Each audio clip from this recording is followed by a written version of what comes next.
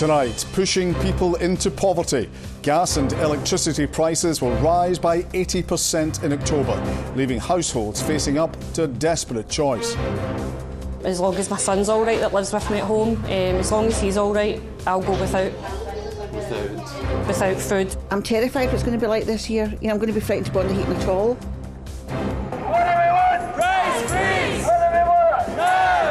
And protests and strikes continue to spread as the anger over power prices grows. We're live with the latest. Also making the headlines, jailed indefinitely. A serial domestic abuser who beat, raped and tortured 4 women is given a lifelong restriction order. In sport, the Celtic and Rangers managers give us their reaction to the Champions League draw.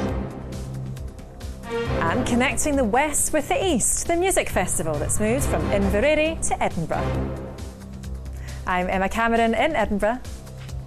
And I'm John Mackay in Glasgow. This is the STV News at 6.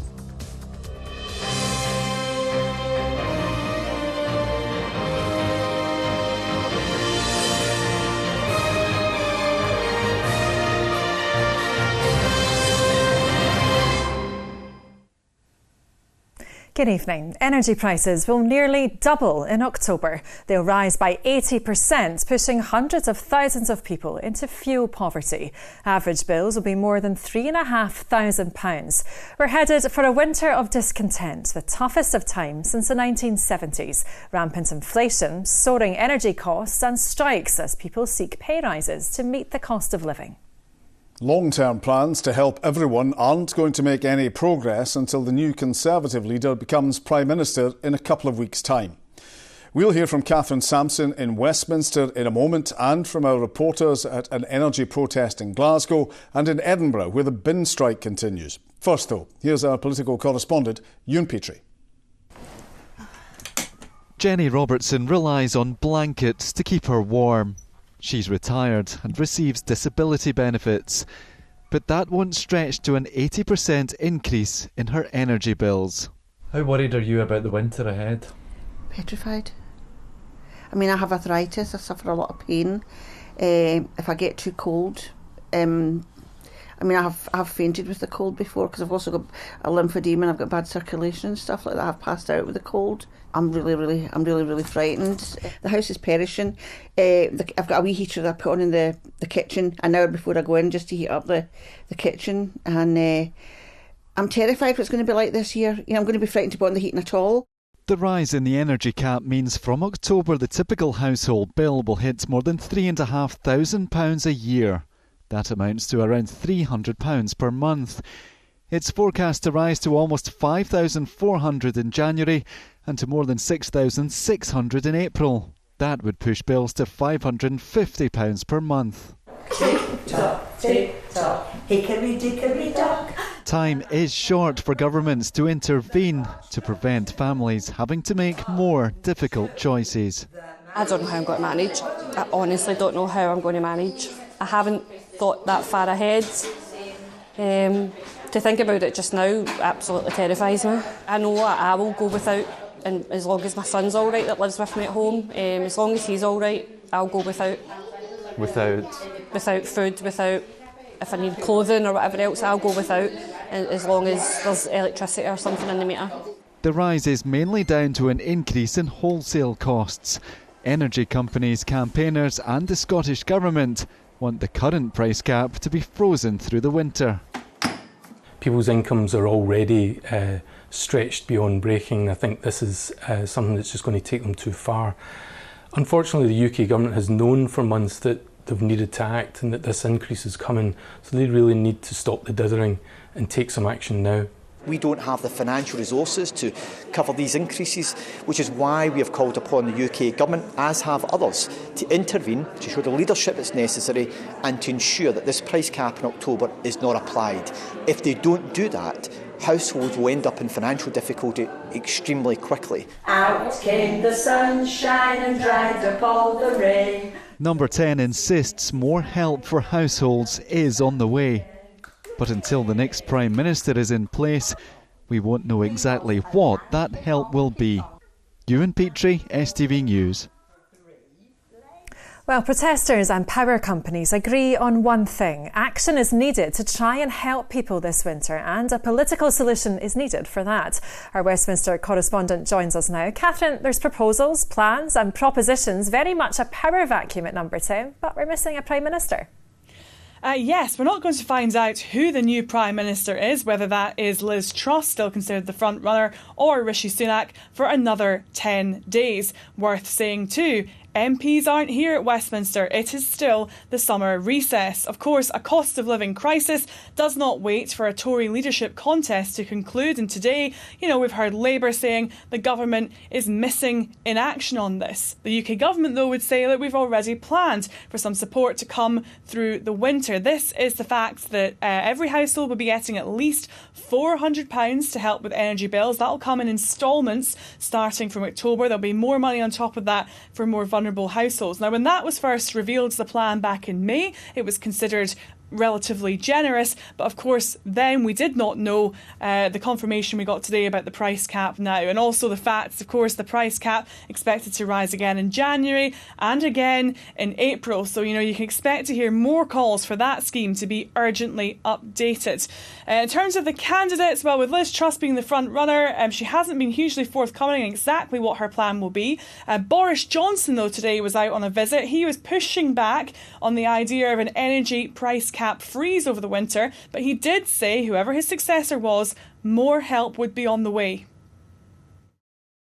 There's a pipeline of cash coming through over the next few months and through the autumn and the winter, but that is clearly now going to be augmented, increased by extra cash that the government is plainly going to be announcing in September. I want to make a point about what we're doing. We want to target the household. So most of the money will go to the 8 million most vulnerable households. That's the right thing to do. A lot of money will be going to absolutely everybody. But what I don't think we should be doing is trying to cap the whole thing for absolutely everybody, the richest households in the country. And Catherine, we're also hearing that in order for a new Prime Minister to take power, they might have to come to Scotland to see the Queen. Yeah, reports that instead of going to Buckingham Palace, the new Prime Minister and Boris Johnson too will have to go to Balmoral. The Queen is holidaying on the Balmoral estate. I think the thinking is that given some recent concerns over some mobility issues, over the Queen's health, it might be a better turn of events for the politicians to go up to Scotland than for the Queen to come to London. However, Buckingham Palace aren't confirming anything on this. They say they will set out their plans next week. OK, Catherine. Westminster, many thanks for that. People have been protesting about the rising power prices outside the headquarters of Ofgem's Glasgow office. Our reporter Vanessa Taff is there now and joins us. Vanessa, what do they want to happen? Well, they want action, John. They gathered in their hundreds here within the last hour to demand that the energy regulator freeze their prices, not people. Now, they symbolically set fire to bills and bins along the street, which they say represent the new prices that they'll pay under this fixed price cap. Now, they weren't the only ones here. Earlier this morning, pensioners lined the streets and handed over a letter to an Ofgem representative, also demanding urgent action. Now, of course, many pensioners are on fixed and limited incomes, and some of them told me that they're going to spend all of their pension money on bills. One woman even said that she fears this is going to isolate her from her family. I don't have spare cash for treats for them and their families when they come. Am I going to have to say to them, don't come, because I can't afford to heat the house when you come? I can't afford to buy extra food when you come. I'm afraid that my general health will deteriorate. And I also am afraid that when I keep putting out lights in the house, I might trip, which could be very dangerous for me. And Vanessa, can Ofgem actually do anything about it? Well, at this stage, the reality is not an awful lot. Of course, the price cap is a protective measure that Ofgem calculate. Now, that's based on the energy costs, that wholesale energy costs that energy firms pay, and of course we all know that market is in absolute chaos at the minute. But Ofgem have said that they'll change the price cap every 3 months from October, so that'll include these price hikes. But really the earliest we could see any kind of widespread financial support is in 10 days' time, when there's a new Prime Minister. Vanessa in Glasgow, thank you. And from protests to strikes, postal workers are the latest group to walk out, and the bin strike continues across much of the country. Our senior reporter Gordon Cree is in Edinburgh, where cleaning workers have been out for more than a week. Gordon, these disputes are all fuelled by workers looking for bigger pay rises to help pay their bills. But is there any progress in talks with councils? Emma, nothing concrete so far, but I understand from inside the talks that they are crunching the numbers to see if they can settle on a pay increase of around £2,000, a flat rate offer which would help the lowest paid most, because this is vital for them. It's vital too for the wider public. Imagine coming out of your house and being confronted with this. Well, this is the reality for many people in Edinburgh. Everything here from takeaway containers with food still in them, rotting vegetables, household waste, bin bags everywhere. Some of them have been ripped open, we know not, by seagulls, cats, foxes, or maybe something worse. But what we do know is it's a mess, it smells, and there could be another 4 days of it. This is the 9th day of the strike in Edinburgh. Bins overflowing with rubbish have almost become the normal backdrop for day-to-day life. For the owner of an ice cream stall forced to close for the past 4 days by the piles of waste, enough is finally enough. We wanted to show solidarity to the bin men and their strike. However, there comes a point where you have to think about your own business, and it's the only reason that we're picking up rubbish today, just so we can open. Just yards away, as the grass market remains busy with visitors, the impact of no bin collections is clear. So in here, this is stacked up a good 9-10 feet in the air. There's flies buzzing about. Much of what's here is leftover bits of food, which means the worry about possible vermin is never far away either. Today, the action spread to another 6 councils, including this picket in Perth. What you see here is absolutely inspirational. And in Glasgow, there was a big turnout for a trade union rally in support of the strikers. Now the public are starting to see that, you know what, we're the fabric of society. We're always there. You put your bin out in the morning, you go to your work, you bring your bin back in again. That's it. That's what people see. It's not until you see rubbish piling up, you realise, oh my God. Talks have continued throughout the day, but the deadlock is yet to be broken. Everybody is working really hard. We've got a positive space. We're looking to have those constructive talks, and we will keep having those talks until we find a solution. Now, Royal Mail staff have staged the first of 4 days of strikes. This dispute is also about pay. It means postal deliveries will be affected across the country. Workers from the Aberdeen Mail Centre today were among those involved. Well, Gordon, where do we go from here then? Well, let's take the posties first. They'll have more days of strike action next month, and their union says it has a mandate to continue action on and off all the way up to Christmas. Schools, primary schools, early years and nurseries in some council areas will close for several days next month because of industrial action. Others are still looking at what impact it will have there. And for the bin workers, well, the talks go on, but if they don't find a solution, then when they come back to work next week, it will be just for a week, and then they're out on strike again. Emma. OK, Gordon, thanks for that. And you can follow all the latest developments on the energy price cap and the cost of living crisis on the STV News website and on the smartphone app. Moving on from the cost of living crisis, and a serial domestic abuser described by police as sadistic has been jailed indefinitely for posthumous testimony from 2 victims. Alexander Thompson from West Lothian, who beat, raped and tortured 4 women, was given a lifelong restriction order and will serve a minimum of 4 years in prison before he's eligible for parole. The mother of one of the women who died before the case came to court said she feels justice has been achieved for her daughter. Here's our chief reporter, Sharon Frew. It's taken 2.5 years to reach the conclusion of this case, and Margaret Lang was determined to be in court to face her daughter Bernie's abuser. She said the decision of the judge was what she hoped for. Alexander Thompson was handed a lifelong restriction order. Got justice for her, and I'm happy. I could feel her. I could feel her in the court. I really could. Nobody deserves to be in that kind of life, especially at the hands of a monster, because that to me is a monster. Bernie died from an overdose in July 2020, before Thompson faced trial. In June, Margaret spoke of how her daughter was left destroyed by the relationship. Took her mind, her body and her soul, every part of her. She was never the same person again. After Bernie's death and another victim who also died before the trial, the Crown was granted permission for their statements to be admitted as evidence. They were read out by a detective. Because of the nature of her work with the Domestic Abuse Task Force, we have agreed not to show the police officer's face. I was proud to stand up in court and give the evidence on her behalf. That's the first and only time I've ever done that. It's quite unusual. I would say the level of abuse is probably amongst some of the worst that I've ever come across, and I would describe him as being quite a sadistic man. She told me that if he ever was released from prison that he would kill her. She firmly believed that. Due to drug addiction, Thompson's appearance may have changed over the years. His violent behaviour towards partners escalated.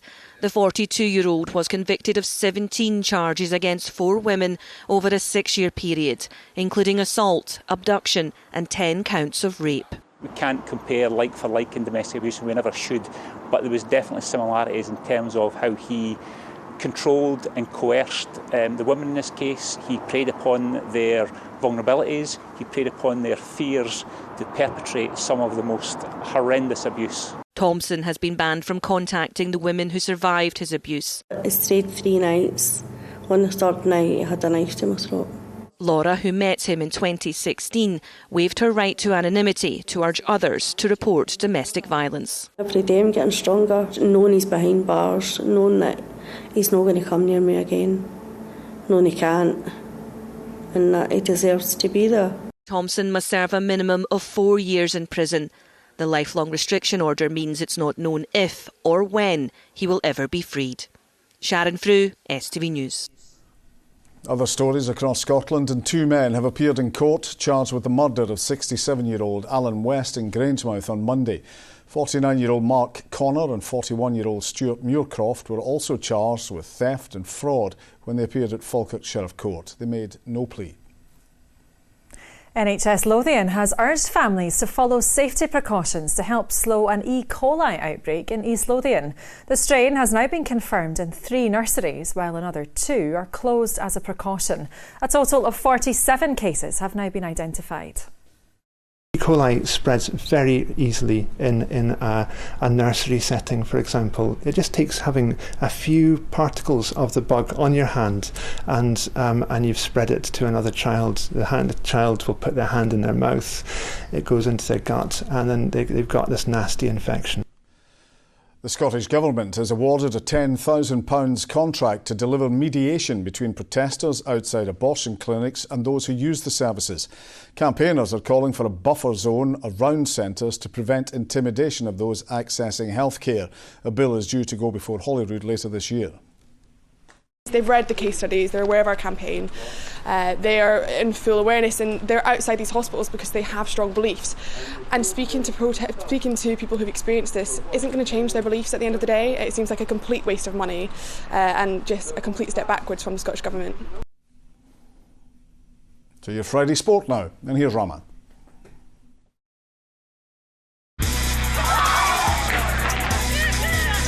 Get your fill of the action.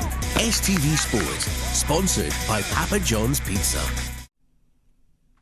Good evening. Ange Postecoglou says drawing Champions League holders Real Madrid is a special and significant draw for the club.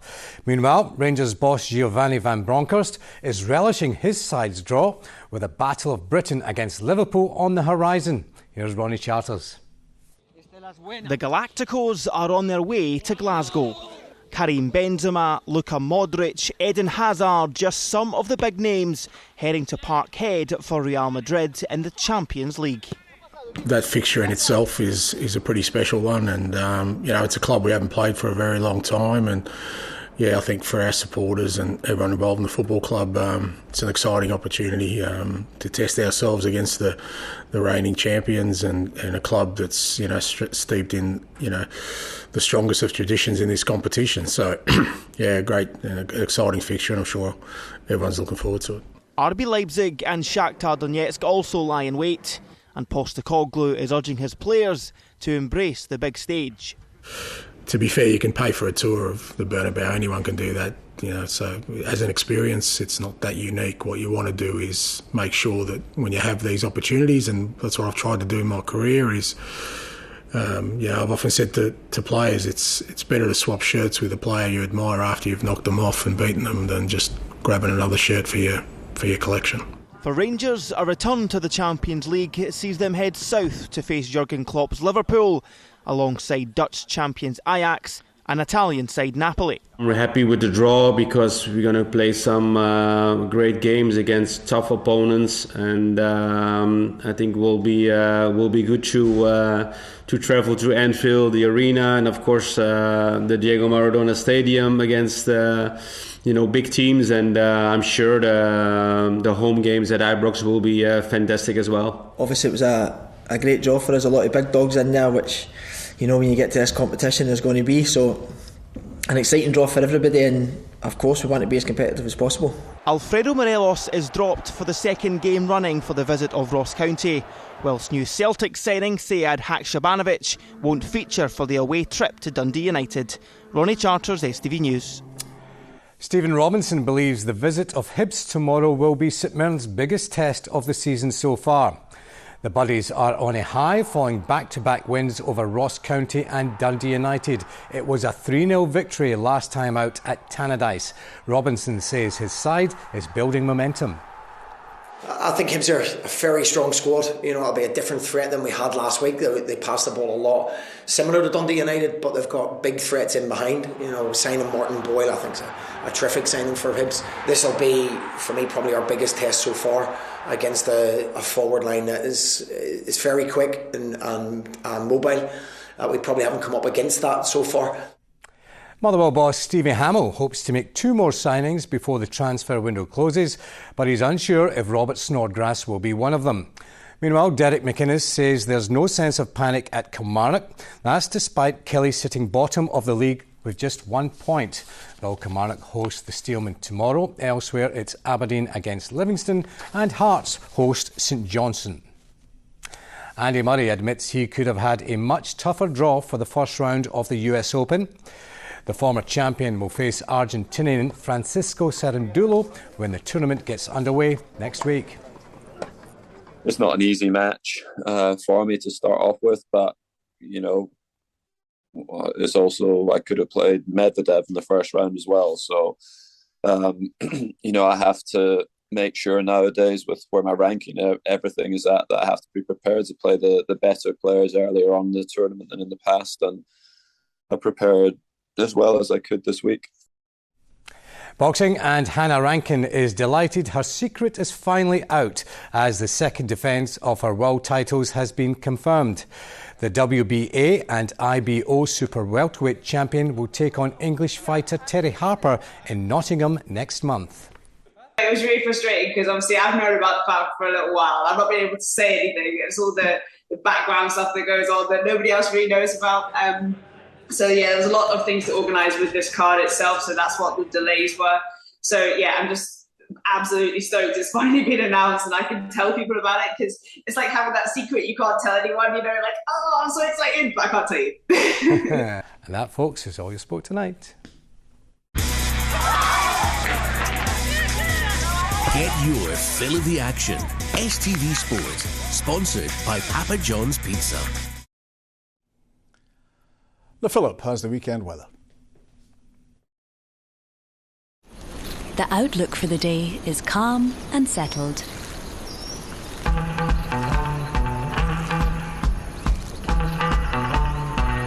TUI Blue Hotels sponsor STV Weather.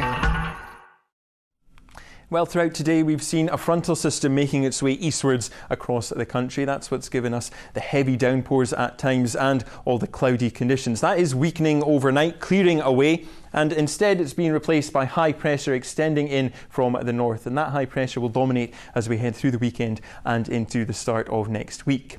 Back to just now though, and as we head through this evening and overnight, there are still some heavy and persistent downpours making their way through the central belt. Those will eventually start to fizzle out, clear eastwards, and then it's an improving picture. Generally most places turning largely dry with some clear spells, and that could lead to some mist and fog patches forming overnight.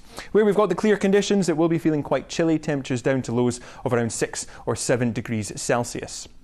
Now looking ahead to tomorrow, through the morning any mist and fog that's formed will burn off quite quickly through the course of the morning, and then through the afternoon it's remaining largely fine, dry and bright with sunny spells. That high pressure's dominating our weather. Just a small chance of 1 or 2 isolated showers, mostly affecting eastern parts, and then later on in the day we do start to see some thicker clouds spreading in across the far west. In the best of the sunshine though, feeling warm, highs of 19 or 20 degrees Celsius.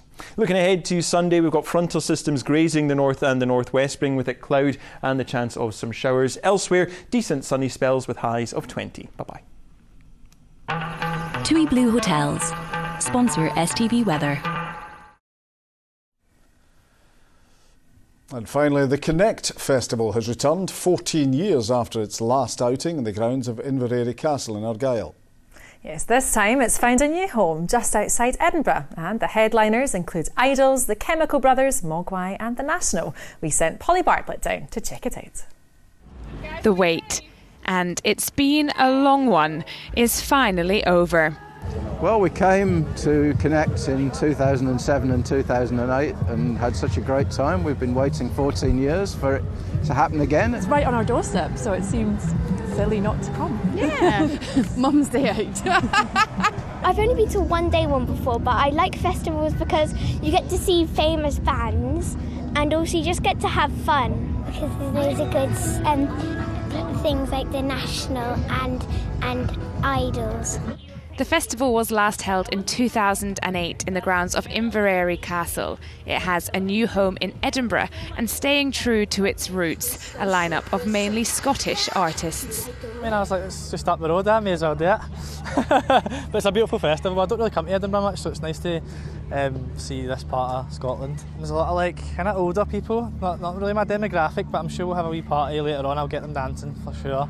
The festival doesn't just have music. There's a comedy tent and a wellness area, and a stage dedicated to the mental health charity Tiny Changes, in memory of Frightened Rabbit frontman Scott Hutchison, who performed at Connect in 2007. Ask yourself, was it you who left? A surprise acoustic set from headliners Buckley and Butler kicked things off this afternoon. I love Scotland and Scottish people, and I love their chaos and madness and their just love of life and love of music, and I just can't wait to kind of get in with the madness and have a good time with them all, and hopefully they'll have a good time too. Well, the festival's off to a rainy start, but despite the weather, the atmosphere and the crowds are really starting to build here at Connect Festival. Tens of thousands of music fans are expected over the course of the weekend, and it's safe to say they're in for a treat. Polly Bartlett, STV News at Connect. And I'll be back with lots more of what you can get up to around the country and what's on Scotland in half an hour's time. You ever off a telly, Emma? That's coming from you. It's on every night. Fair point. Right, that's it. Thank you all for watching. Enjoy your weekend. We'll see you next week. Thanks so much. Bye-bye.